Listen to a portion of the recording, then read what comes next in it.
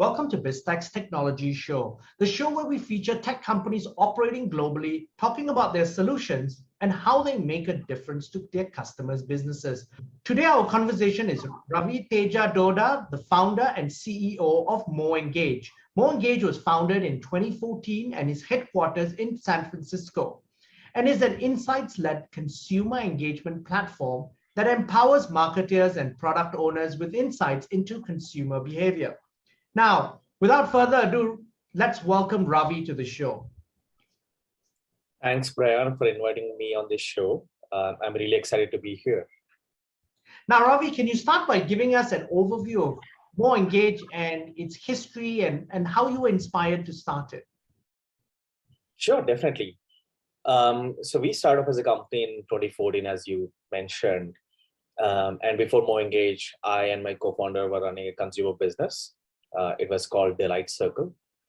It was a mobile app which helped people discover offers and coupons from local stores and retailers. And when we were building the consumer company, we have seen the challenges of driving customer engagement ourselves and looked at the gaps in the ecosystem of tools and technologies available for today's consumer brands to engage customers. We saw a big gap in that availability of the relevant tools for consumer brands to engage in their customers, and saw that there's something that there's a pain point that we have seen it ourselves. So started MoEngage from this pain point that we have seen, and in mid of 2014. Now, so what happened to that other business in the consumer space, Ravi? It did not kind of go well, as I mentioned. But we have seen sort of learnings. Okay. The learnings that we have seen from that company actually kind of helped us kind of build MoEngage. Yeah. And I'm going to ask you a little bit about that a little later in the conversation. But give us a little bit deeper understanding, a more deeper understanding about MoEngage and how you actually help marketers use your products and get better insights. Yeah, definitely. So if you look at a consumer brand, right, and for every consumer brand, it's just not about acquiring customers. It's even more important for the consumer brand to retain customers, drive more retention, lifetime value from those customers, right? And that's where MoEngage comes in. So MoEngage helps a consumer brand to understand their customer behavior across all the different touch points. This could be your website, mobile website, or even offline touch points. Bring all this data together and build a single unified view of the customer, and leverage this customer data to kind of understand, hey, where are customers dropping off in the customer lifecycle? And based on these insights, they could send highly personalized communications to improve retention and improve conversions and lifetime value. So let me take an example of one of our customers, probably. In Southeast Asia, we work with a company called Blibli, which is an e-commerce company based out of Indonesia.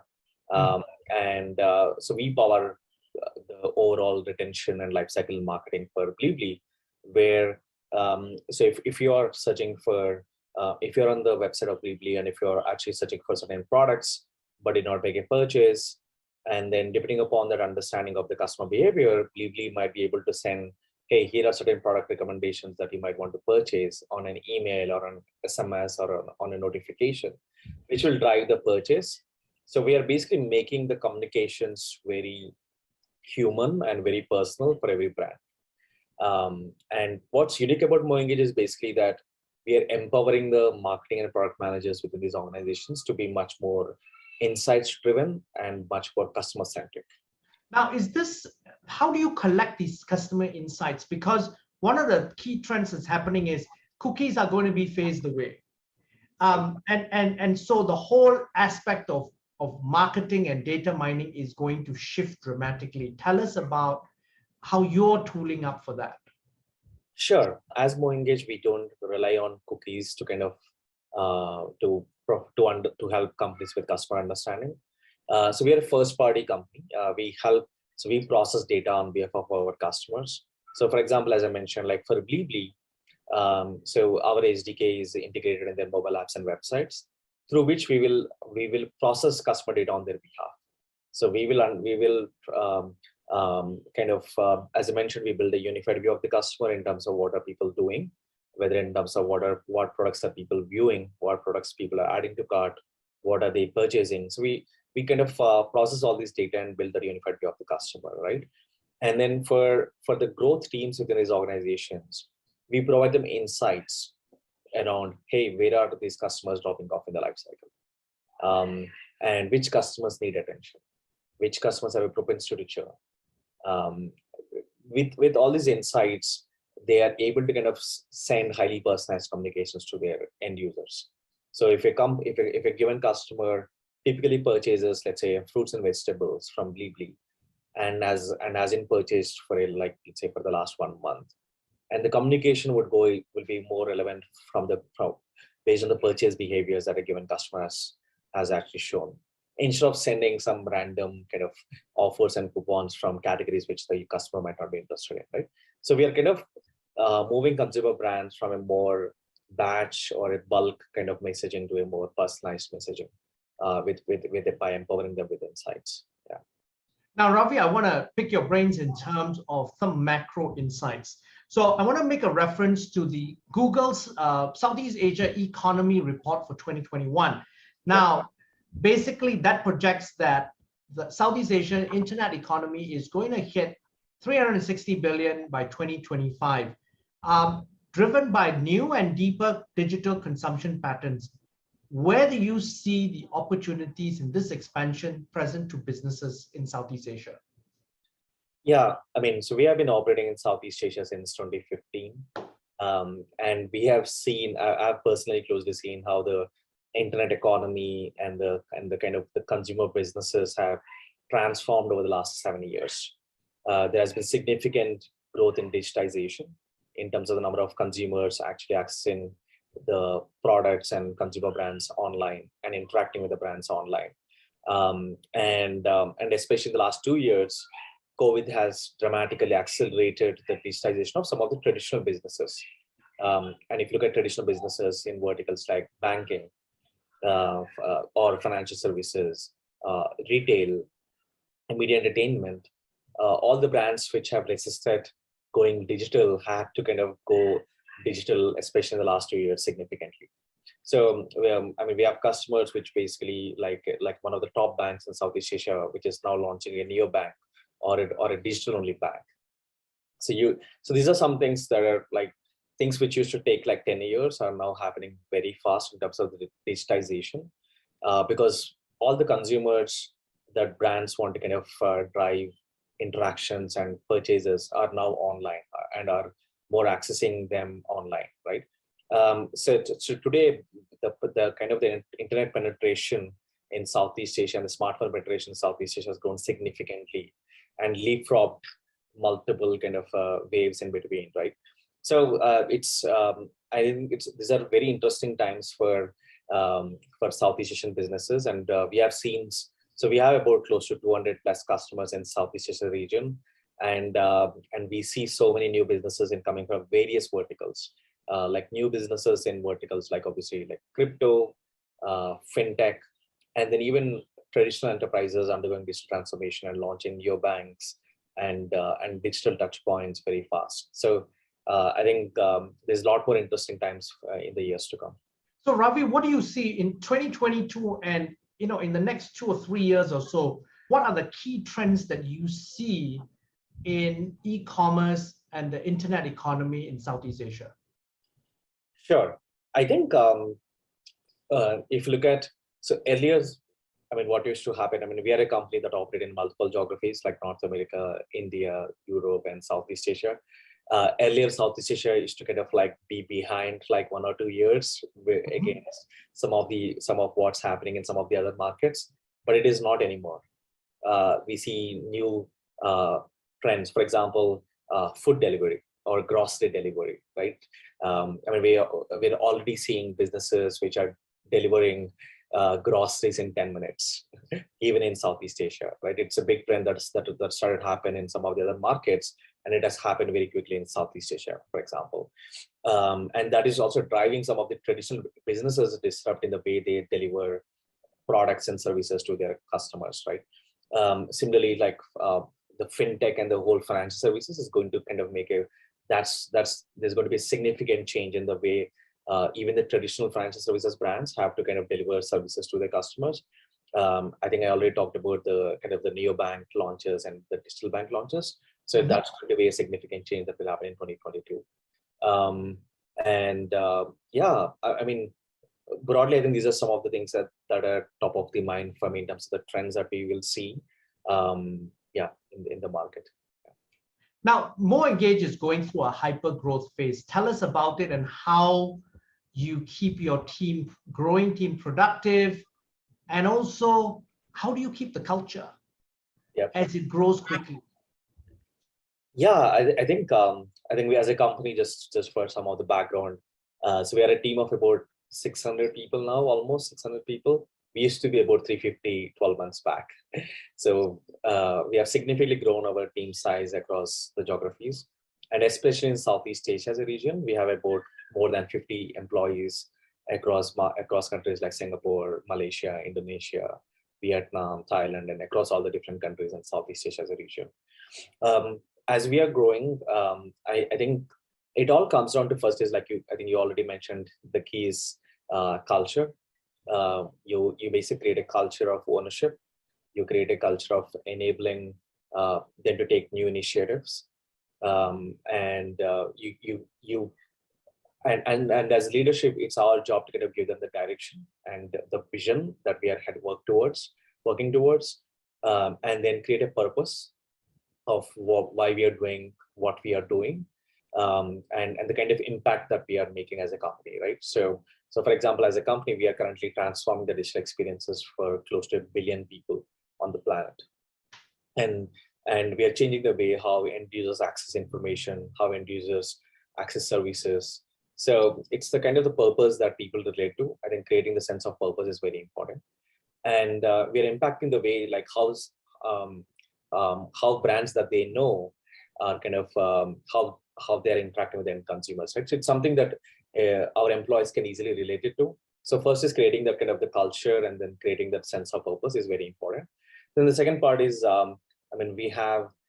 today everyone is working remote, and that creates a lot of challenges in the way that you operate as a company.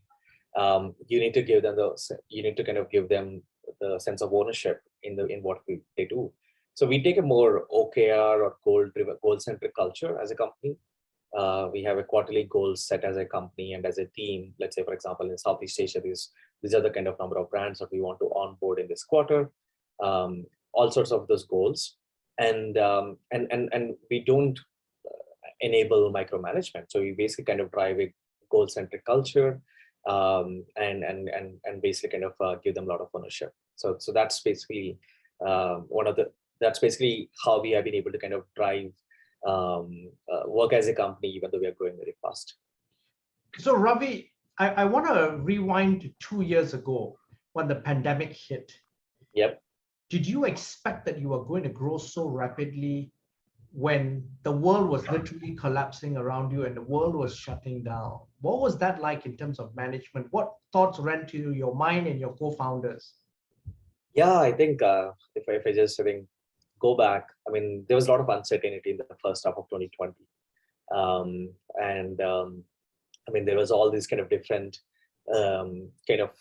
no one knows how things would evolve in the next few weeks and months, how the whole industry would change. It was just a lot of uncertainty, right? And it was important for us, I think, for leaders to step up at that point of time. It was important for employees to make them feel safe and secure, firstly, right?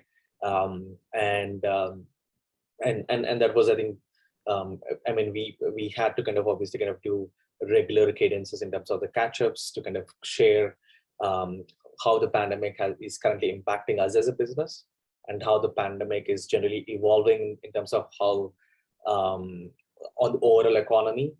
So we needed to kind of give that transparency and clarity so that people understand how that could impact us, and really kind of I think that really tests the kind of the business. I think if you have gone through this pandemic and survived and thrived, I think it is really the test of the business fundamentals that you have, and it's also just showcase how mission critical you as a product is for the businesses, right? So even though companies at that time were kind of like reducing the marketing budgets more from the acquisition standpoint, we were much more important at that point of time for every consumer brand. So it really kind of showcased how mission critical as a product and as a company that we are for our customers, and really kind of showcase that. And obviously, I think once the initial uncertainty kind of went off, we have seen growth in the digitization of the businesses, and that really helped us kind of grow over the last 6 quarters. Yeah. Ravi, I want to again dial back a little bit further and for you to share some insights on how you grew your business from ashes of an old business that didn't work out so well. Yep. And then you started it off with your co-founders, probably with a handful of you. How did you make that leap to the 100 employee mark, to the 200 employee mark, and then now to the 600 employee mark? What do you think were the key learnings during that period at each juncture? Yeah, I think that's a very heavy question. So I think the first thing was, I mean, we spent about 3 years running our previous company. And that was a lot of learnings, even though that did not work out as a company, right? It just kind of gave a lot of learnings on what are some things to watch out for. And it made us really honest. It just made me realize the importance of time more than money. So after the 3-year stint that did not work out, and we said, let's give 1 more year and be really honest to ourselves in terms of what we would do, and make sure that whatever we do would last longer, right? So that made us really honest in terms of the first 1 year. It helped us really be honest about whether what we are doing is something that is really something that we would want to spend the rest of our time, and really validate whether there's a really product market fit in what we were doing. So we took a very lean approach in terms of identifying the product market fit, identifying whether there's value for the product that we are building. We went to customers, showing that kind of the prototype or and understanding whether they would pay for the product instead of asking for feedback, right? So took a very lean startup approach, but at the same time being very honest to ourselves. That helped us very clearly understand that MoEngage as a product is something that is really valuable, and that's something can have thousands of customers and tens of thousands of customers, and really realize that we are building something like solving a real pain point, and not something that we are just kind of building some nice to have sort of a solution, right? So that was the first 1 year really establishing the product market fit. And once you establish the product market fit, it's more about scaling the business, right? And then it's more about hiring the right leadership, hiring the right team. And that's a very critical thing, Ravi. And I need to stop you there, because a lot of companies cannot make that leap from getting to a point where they have product market fit. People are paying for it, but they can't scale the business. Yep. So what are the critical lessons you can share with our audience in terms of making that leap from making some money to scaling the business regionally and globally? Yeah, makes sense. I think once we had that first 10, 15 customers, then it was more about creating that what you call the engine of teams where we can sell to more companies. And then once you start selling to more companies, then you need to make sure that you have the right customer success and implementation teams to make sure that we are serving our customers really well. Then you need to make sure that we are building a right marketing team to ensure that we are creating the awareness of our products very well. So it went about building that kind of the overall go-to-market team around sales, marketing, and customer success. And today, earlier software or enterprise SaaS companies used to be more like a linear flywheel, a linear sort of a funnel, like marketing, sales, and CS. But today it is more of a flywheel. So you acquire your customers and make sure that they really see a lot of value, and then they create the word of mouth, and then you leverage the word of mouth to do the marketing. So it's a circular flywheel today, and your product is at the center. So I think that's how you need to think now as a business, that because the more you acquire, the more you build strong customer stories and customer love, they will kind of create the word of mouth, and then you can leverage those customer stories to really promote, right? And once you build that in one market, but again, every new geography is very different. So until in 2014 and 15, we focused on India as a market. In 2016, we started expanding into Southeast Asia and then later on into the US and Europe. But every geography is very different. So we had to completely tune ourselves differently when we launched in Southeast Asia. When we were launching in Southeast Asia as a region, we initially focused on Indonesia as a country, because Indonesia is a country with the most digital population, and consumer brands were starting to emerge. And in 2016, I mean, our category did not exist. So we had to educate the companies about the need of our solution. What is the value of our solution? We did what we did it in India. We had to replicate the same in Southeast Asia as a region. And then it was hard to get those first 10, 15 customers. That took like 18 months. But then once we did that, again, it took very quickly. Now we have about more than 100 customers in Indonesia because we have been able to scale up after those first 15 customers, right? So, and then we did the same in US and Europe and now Middle East region. So we now have customers in like 15 countries and across 5 key regions of our focus. So it's really, and now it's much more scale. Then operating at a scale is very different. Then you need to make sure that you have separate regional pods, like independent regional pods for each of these regions, and then where they have the ownership and the decentralized decision making to be able to kind of drive their regional goals. So when you, Ravi, when you hired for, when you wanted to address, obviously you got experience of moving out of India from Southeast Asia, and then experience as well as confidence that you could do it. So you then went to obviously Europe and the US. What were your entry strategies and how were they different from each other? Yeah, I mean, so if you look at in many ways, there are a lot of similarities in the way consumers behave between Southeast Asia and India. Both are very mobile first markets, right? And whereas in the US and Europe, they are not fully mobile first. I mean, mobile is a big part of how consumers use products and use services, internet services. But it is a mix of, the behavior is mixed between desktop and mobile. It is not only mobile. So then you need to kind of, even the competitive landscape is going to be very different with these markets. And there was existence of some of the traditional platforms which were enabling which were enabling brands to kind of engage with the customers. So initially in the US and Europe markets, it was about really, and both of these are not markets where we can just kind of let few people on the ground and then crack those markets. These are large markets. You need to go with enough marketing budgets. You need to go with enough team size to make sure that you invest, you create the right brand awareness, and people will be asking you the questions about, okay, who do you work with here in the US? So those are hard questions to answer, and you need to kind of, the best part about MoEngage is that because we did a lot of content marketing and thought leadership, so that used to create a lot of inbound to us, even though we were not operating in the US and Europe in 2015 and 2016 and 17. Back then, we still were receiving a lot of inbound queries. And then we were able to sign some large customers even with those inbound queries because we had a very good product. And that helped us kind of sign those first 5 to 10 customers. And then once we had the first 5 to 10 customers, we were able to answer the question very well. Hey, we have some large customers who are using our products. We have a local team.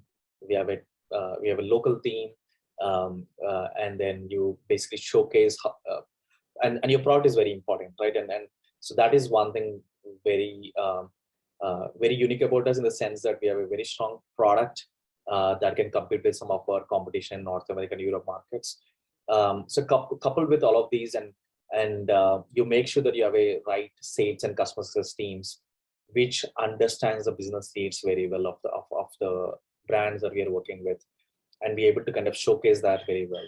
So it's more about, initially it is going to be a bit of hustle. The first 10, 15 customers always require hustle. And once you have those customers, and you can start kind of creating that flywheel. So today we're investing a lot more into the brand awareness in those markets, and to grow the business in those markets. Now, Ravi, it's been a fascinating conversation, and I'm sure myself and the audience have learned a lot. But before we leave, any final thoughts you'd like to leave us with? I think we're already seeing things opening up in terms of the in terms of people starting to kind of like again go back to offices and go back to stores and so on. I think it's going to be now we'll all figure out the new normal, and again businesses need to adapt again to the new normal in terms of how consumer brands will engage with with their customers, and how things will happen. So I think it's I think as always, you need to have the ability to kind of learn and adapt. I think that's going to be very important for every brand and for every business and for every leader in any company. So important to be kind of learning always. Yeah. Ravi, thank you very much for taking your time to be on the show. Thanks, Brian, for hosting me as well. I'm Brian Fernandez, and I've been speaking to Raviteja Dodda, founder and CEO of MoEngage, on Biztech Technology Show. This video and podcast will be on our various social media platforms as well as our website, www.biztech.asia. Please like and subscribe to our various platforms. Thanks for tuning in.